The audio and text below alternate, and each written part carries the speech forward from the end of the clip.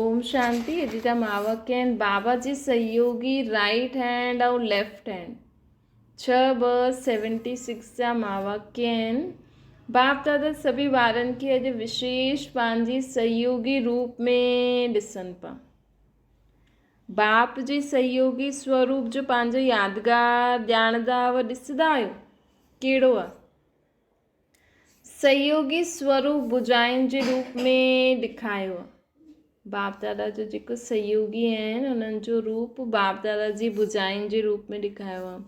जे शरीर जे विशेष कार्यकर्ता बुझायूं आहिनि उहे बाप दादा जे कर्तव्य में कार्यकर्ता निमित्त रूप में असां सभु ॿार आहियूं।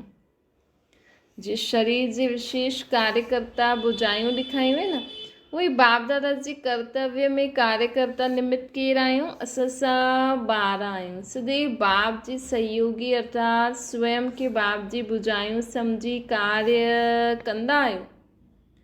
बुझाइनि में बि राइट ऐं लेफ्ट हूंदो आहे न। ईअं कर्तव्य में सदा यथार्थ रूप में साथ निभाइण वारा साथी व मददगार खे बि चइबो आहे।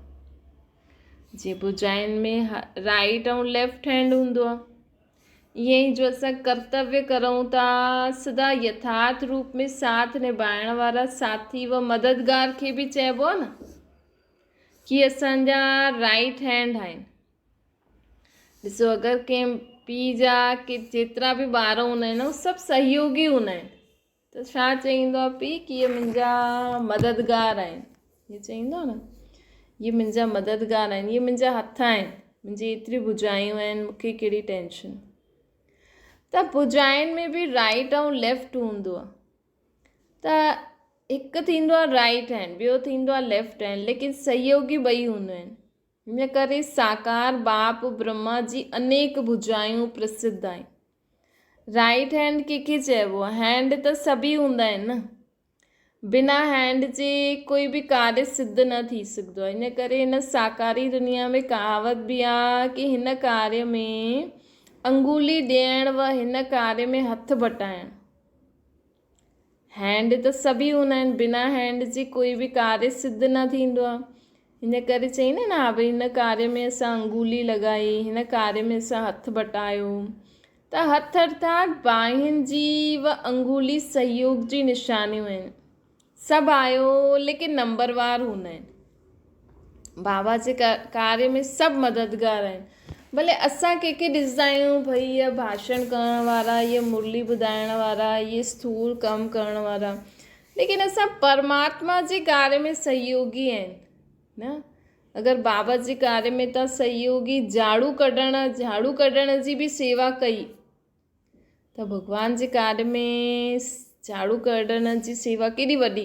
ॾिसो अॼु स्थूल गुरुद्वारे मंदर में बि माण्हू झाड़ू कढंदो आहे कोई त उहो बि सम्झो आहे न हा असां इहे सेवा करे आयासीं। सेवा जो भाव इहे थोरी ॾिसंदा आहिनि झाड़ू कढियो छा कढियो। असां अगरि बाबा जे कार्य में सम्झो झाड़ू पोछो करण जी सेवा करे आयासीं त असांखे कोई सतयुग में झाड़ू पोछो करण जो पद थोरी मिलंदो। इहे त असांजो काउंट थींदो आहे न।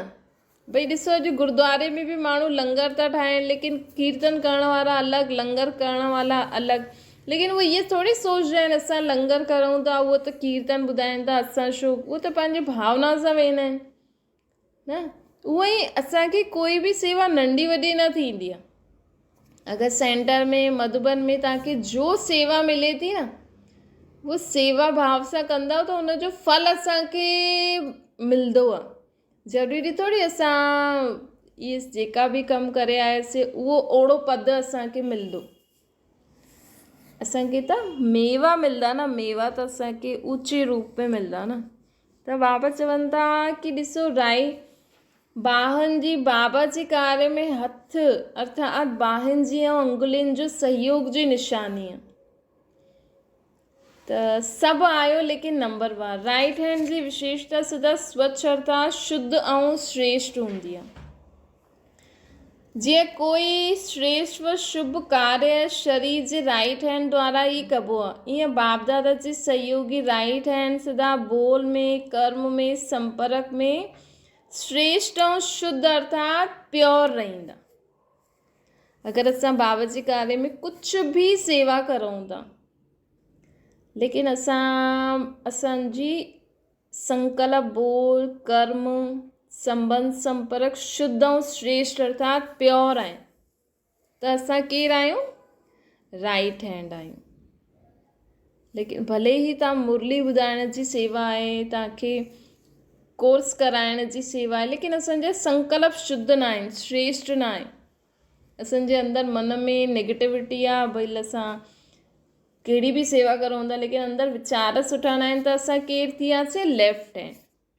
त राइट हैंड केरु हूंदो आहे? जंहिंजा बोल, कर्म, संपर्क में श्रेष्ठ ऐं शुद्ध अर्थात प्योर हुजनि, अर्थात सदा श्रेष्ठ कार्य अर्थ स्वयं खे निमित्त सम्झी करे हलंदा आहिनि।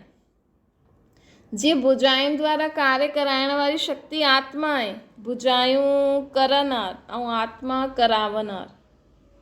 ईअं ई राइट हैंड सहयोगी सदैव पंहिंजे करावनहार बाप की स्मृति में रखते हुए निमित्त करनहार हूंदो। निमित्त मां करां थी, लेकिन मूंखां केरु थो कराए? बाबा। भले बाबा चवनि था तव्हां मास्टर गॉड आहियो, बाबा असांखे टाइटल ॾींदा आहिनि न, तव्हां मास्टर गॉड आहियो। हिन जो मतिलबु इहे न कि मां गॉड आहियां त मां ई सभु कुझु हाणे करे सघंदी आहियां, न, असांजा ठहूं था त असां सुमान वठूं मास्टर गॉड ऐं बाबा खे यादि करे कर्म कंदासीं न, त बाबा गॉड असांखां कहिड़ा कर्म कराईंदो? मास्टर गॉड जहिड़ा। स्वयं खे करावना न सम्झंदव। हिन करे जेका स्वयं खे हीअं सम्झंदा आहिनि कि मां निमित्त करनहार आहियां, त उन्हनि जे हर कर्म में न्यारोपन, निरहंकारीपन ऐं नम्रतापन जे नव निर्माण जी श्रेष्ठता भरियलु हूंदी कि मां केरु आहियां? करनहार आहियां। तॾहिं असांजे हर कर्म में न्यारोपन, निरहंकारीपन, नम्रतापन जे नव निर्माण जी श्रेष्ठता भरियलु हूंदी। कुझु बि अगरि तव्हांखे काथे चांस मिले थो न ज्ञान ॾियण जो, त बि बाबा खे सॾु करो, बाबा अचो तव्हांजे ॿारनि खे ज्ञान ॾियो। त बाबा तव्हांखां उन्हनि आत्माउनि खे जो खपंदो हूंदो न, उहो तव्हांजे मुख में उन्हनि मुख द्वारा उन्हनि खे मिलंदो। लेकिन हुन में अहंकार न अचिणो खपे कि मां एॾो सुठो ज्ञान थी ॾियां, न, मां त बाबा खे यादि करे वेठमि। त ऑटोमेटिकली निरहंकारीपन, नम्रता, नव निर्माण जी श्रेष्ठता भरियलु हूंदी। हर सेकेंड, हर संकल्प संपूर्ण पवित्र अर्थात स्वच्छ हूंदो। असांजो हर सेकेंड, हर संकल्प संपूर्ण पवित्र अर्थात स्वच्छ हूंदो। कॾहिं? जॾहिं असां ख़ुदि खे करनहार सम्झंदासीं। सदा सम्झो सभिनि जो ई कल्याण थिए। असांखे पंहिंजे मन बुद्धि खे कॾहिं बि डर्टीनेस में न रखिणो आहे, इहो ख़राबु, इहो ख़राबु, न, सभिनि जो ई कल्याण आहे। असांखे पतो आहे साम्हूं वारो अहिड़ो आहे, लेकिन हुन जो बि कल्याण थिए। असांखे थोरी अस्वच्छता रखणी आहे। त असांजो हर सेकेंड, हर संकल्प संपूर्ण पवित्र स्वच्छ कॾहिं हूंदो? जॾहिं असां करनहार सम्झंदासीं, जेके सच्चाई सफ़ाई चईंदा आहियूं। राइट हैंड विशेष शक्तिशाली हूंदो आहे। वैसे कोई बि विशेष बोझ उठाइण लाइ राइट हैंड ई अॻियां थींदो आहे न। ईअं राइट हैंड सहयोगी आत्मा सदा विश्व कल्याण, विश्व परिवर्तन जे कार्य जी जिम्मेवारी जो बोझ अर्थात रिस्पॉन्सिबिलिटी अति सहज रीति सां उठाए सघंदी। राइट हैंड सहयोगी आत्मा सदा विश्व कल्याण, विश्व परिवर्तन जे कार्य जी जिम्मेवारी जो बोझ अर्थात रिस्पॉन्सिबिलिटी अति सहज रीति सां उठाईंदी। कॾहिं? जॾहिं वो सोचदी कि मां करनहार आहियां। सुबुह जो उथंदे ई संकल्प करो, गुड मॉर्निंग बाबा, तव्हांखे मूंखां जो बि कार्य कराइणो आहे तव्हां मूंखां कराइजो, मां तव्हांजो राइट हैंड आहियां। अर्थात वो पंहिंजे खे रिस्पॉन्सिबल अनुभव कंदी, सदा मास्टर सर्वशक्तिवान जी स्थिति अनुभव कंदी। राइट हैंड जी विशेषता कार्य जी गति में अर्थात स्पीड में तीव्र थींदी। ईअं ई राइट हैंड तीव्र हूंदी आहे न, राइट हैंड जल्दी जल्दी हलंदो आहे न, लेफ्ट हैंड सां एॾो जल्दी कमु न करे सघंदा आहियूं। कंहिंजो लेफ्ट हैंड जल्दी हलंदो आहे। त ईअं ई राइट हैंड सहयोगी आत्मा भी हर सब्जेक्ट जी धारणा व प्रैक्टिकल स्वरूप खे लाइण में तीव्र पुरुषार्थी हूंदी।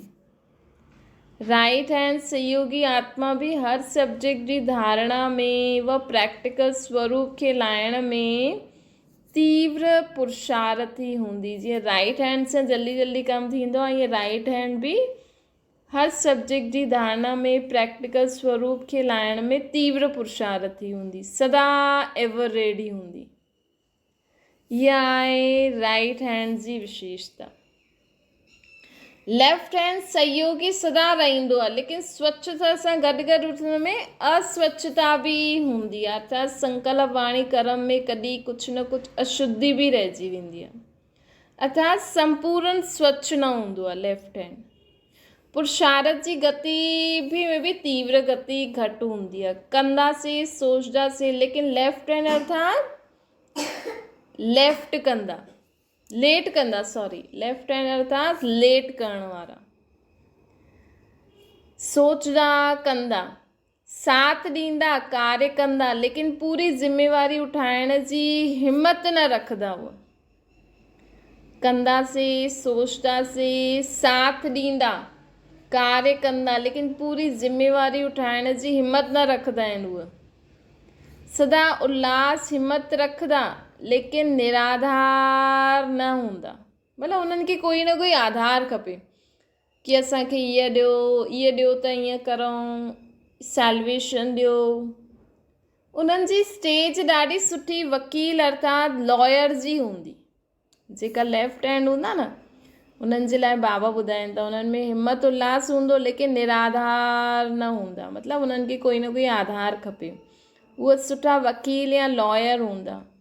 क़ाइदो ज़्यादा सोचदा, लेकिन फ़ाइदो घटि पाईंदा आहिनि। स्वयं जो जस्टिस न ॾेई सघंदा आहिनि। हर ॻाल्हि में भी फाइनल जजमेंट जे लाइ जस्टिस जी आवश्यकता अनुभव कंदा। खुदि फाइनल जजमेंट न करे सघंदा, उन्हनि खे कंहिंजी न कंहिंजी राय जी ज़रूरत पवंदी। राइट हैंड लॉफुल आहिनि, जस्टिस आहिनि, लेकिन लॉयर न आहिनि। राइट हैंड जो हूंदा वो लॉफुल हूंदा, जस्टिस वो लॉयर न हूंदा। वो फटाफट निर्णय करण वारा हूंदा।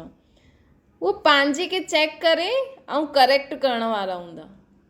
जेका राइट हैंड हूंदा न, वो पंहिंजे खे चेक करे करेक्ट करण वारा हूंदा। फटाफट आर्ग्यूमेंट में न कंदा आहिनि। लॉयर आर्ग्यूमेंट कंदा आहिनि न, जजमेंट जज ॾींदो आहे, जजमेंट फाइनल ॾींदो आहे। त उहो राइट हैंड फाइनल पंहिंजो कि हा मुंहिंजी ये ग़लती आहे, मूंखे चेंज करिणो आहे। त चेक करो था राइट हैंड आहियो या लेफ्ट हैंड आहियो, लॉयर आहियो या लॉफुल आहियो। बाप दादा जा त ॿई ई सहयोगी आहिनि। सदा पंहिंजे खे सहयोगी सम्झण सां सहज योगी ठही वेंदो। करावनार बाप दादा जे निमित्त करनार सम्झी करे हलण सां सदैव निश्चिंत ऐं हर्षित रहंदो। बाबा चवनि था करावनार बाप दादा जे निमित्त करनार खुदि खे सम्झी करे हलण सां सदैव निश्चित ऐं हर्षित रहंदो, जेका राइट हैंड हूंदा। त अॼु बाप दादा पंहिंजी सहयोगी भुजाइनि खे ॾिसनि पिया। भुजायूं त सभी आहियो न, सभिनि जे दिलि में इहे शुभ संकल्प आहे, सदा रहंदो आहे कि असां सभु विश्व नव निर्माण करण वारा विश्व परिवर्तक आहियूं, है न। असां सभु विश्व नव निर्माण करण वारा विश्व परिवर्तक आहियूं। विश्व जे परिवर्तन खां पहिरियों स्वयं जो संपूर्ण परिवर्तन कयो आहे। जेतिरो स्वयं जे परिवर्तन में कमी हूंदी, ओतिरो ई विश्व परिवर्तन जी गति में कमी थींदी। त अगरि विश्व परिवर्तन आहियूं असां, त असांखे स्व परिवर्तन भी जल्दी जल्दी करिणो आहे। जेतिरो स्वयं जे परिवर्तन में कमी हूंदी, ओतिरो विश्व परिवर्तन में भी कमी हूंदी। स्वयं जे परिवर्तन सां ही समय जो परिवर्तन थी सघंदो। स्वयं खे ॾिसो त समय जो मालूम स्वतः ई पइजी वेंदो। चेक करो मुंह में फटाफट परिवर्तन थिए थो त असांजा छा थींदो, असां जेतिरो जेतिरो परिवर्तन थींदासीं न ओतिरो वाइब्रेशन फैलंदा ऐं ओतिरो दुनिया परिवर्तन जल्दी थींदी। परिवर्तन जी समय जी घड़ी असां आहियूं।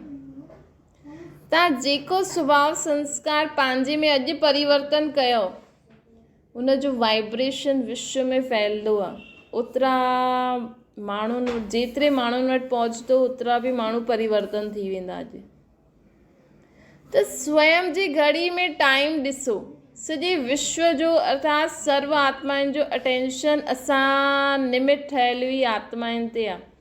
समय जी घड़ी तव्हां आहियो कि हाणे तव्हां निमित ठहियल उहे समय जी घड़ी ते आहे। हाणे अञा केतिरो समय रहियल आहे, मतिलबु असांजी घड़ी असां जेतिरो जेतिरो फास्ट हलंदासीं न ओतिरो समय बि फास्ट ईंदो वेंदो। त बाबा चवनि था तव्हां घड़ी आहियो, तव्हां में माण्हू ॾिसनि था अञा केतिरो समय रहियल आहे। हिन करे हिन पुराणी दुनिया खे जे समय खे समाप्त करण जे निमित्त स्वयं खे सम्झंदे हुए स्वयं खे हाणे संपन्न ठाहियो। बाबा चवनि था केॾी वॾी रिस्पॉन्सिबिलिटी आहे कि अञा ताईं घर जे कमनि में बिज़ी आहियो। हिन जो ईअं करिणो आहे, हिन जो ईअं करिणो आहे, ईअं करिणो आहे, ईअं करिणो आहे, अरे अॼु हीअं थी वियो। हिन करे पुरुषार्थ ते ध्यानु न ॾिनो, मुरली ते ध्यानु न ॾिनो, योग में ध्यानु न ॾिनो। बाबा चई न दिन प्रतिदिन ॻाल्हियूं ॿियो ई ईंदियूं वेंदियूं, जेकी कॾहिं सोचियूं बि न हुयूं उहो बि ईंदियूं। अगरि असांजी बुद्धि हुन में बिज़ी रहिजी वेंदी ॻाल्हियुनि में त उन ॾींहुं असां बाबा सां डिस्कनेक्ट थी वेंदासीं, पुरुषार्थ ढिलो थींदो, पोइ योग लॻाइण में महिनत। इहे ई त पेपर आहे न। त असांखे कुझु बि थी वञे, असांजो जेको नियम ठहियलु आहे, ईअं न अॼु ईअं ॻाल्हि थी वई, अॼु ईअं परिस्थिति अची वई, इन करे थोरो योग में योग न लॻियो, मुरली में ध्यानु न ॾिनो, या मुरली ॿुधी न ॻाल्हि ई अहिड़ी थी वई हुई। चाहे कल्ह बि बाबा चई न पढ़ाई मिस न करणी आहे। ॾिसो देह में बि कुझु न कुझु थींदो ई रहंदो, देह जे संबंधनि सां बि कुझु न कुझु थींदो ई रहंदो आहे। अॼु ठीकु आहे, कल्ह कुझु ॿियो। अॼु देह ठीकु आहे, देह जे संबंधनि में कुझु गड़बड़ थी वई, वरी देह जे संबंधनि सां ठीकु थी वेंदो आहे, कॾहिं देह में कुझु थी वेंदो आहे, कॾहिं प्रकृति जो कुझु थी वेंदो आहे, कॾहिं धन जो कुझु थी वेंदो आहे, कॾहिं वैभव जो कुझु थी वेंदो आहे। त इहे ॻाल्हियूं त दिन प्रतिदिन कुझु न कुझु थींदो ई रहंदो। लेकिन असांजो जेको टाइम फिक्स आहे न, कोशिशि करे फिक्स टाइम ते पंहिंजो सभु कुझु कंदा हलो। त बि अगरि ज़्यादा ई ॻाल्हि आहे त अॻियां पुठियां करो, लेकिन मिस न करो। त हिन पुराणी दुनिया, हिन पुराणी ॻाल्हियुनि, हिन छीछी ॻाल्हियुनि खे ख़तमु करण जी घड़ी केरु आहे? असां। हिन पुराणी दुनिया जे समय खे समाप्त करण जे निमित्त असां आहियूं। स्वयं खे संपन्न ठाहियो। तव्हां जेतिरो पुरुषार्थ कंदा रहंदो न, ॻाल्हि ओतिरी थधी थींदी वेंदी, ख़तमु थींदी वेंदी। अच्छा, अहिड़ा विश्व परिवर्तक, राति के ॾींहं में परिवर्तन करण वारा, पुराणे खे नयो ठाहिण वारा, बाप दादा जे सर्वश्रेष्ठ सहयोगी अर्थात सदा सहज योगी, अहिड़ा सदा विश्व जे हितकारी, विश्व कल्याणकारी श्रेष्ठ आत्माउनि खे बाप दादा जो यादि प्यार ऐं नमस्ते। असांजी बि बाप दादा खे यादि प्यार, गुड मॉर्निंग ऐं नमस्ते। अच्छा, ओम शांति। बाबा खे यादि करो।